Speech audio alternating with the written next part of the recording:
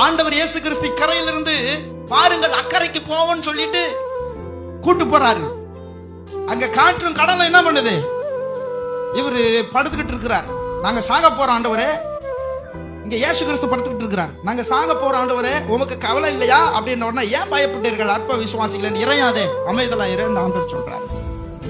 தேவ சித்தத்திற்கு ஒரு மனிதன் பயணம் செய்யும் பொழுது அந்த பயணத்துல வருகிற எந்த ஒரு பிரச்சனையா இருக்கட்டும், எந்த ஒரு கொந்தளிப்பா இருக்கட்டும், ஆண்டவரே நிறுத்துவார்.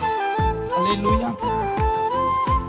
ஆனா தேவ சத்தத்திற்கு செவி சாய்க்காமல் போகும் பட்சத்தில் வருகிற பிரச்சனை, அது எப்படிப்பட்ட பிரச்சனை என்றால் ஆண்டவரே அனுமதிப்பார்.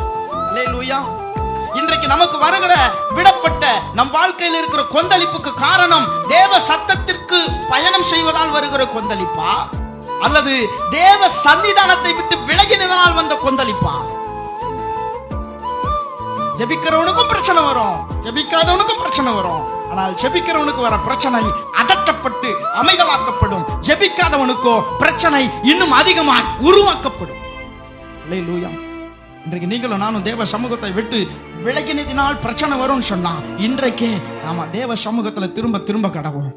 நான் தேவனுடைய திட்டத்துக்கு நேரா போயிட்டு இருக்கிறேன். என் வாழ்க்கையில பிரச்சனை வருதுன்னா கவலைப்படாதீங்க. ஆண்டவர் சொல்லுவார், இறையாதே, அமைதலா இரு.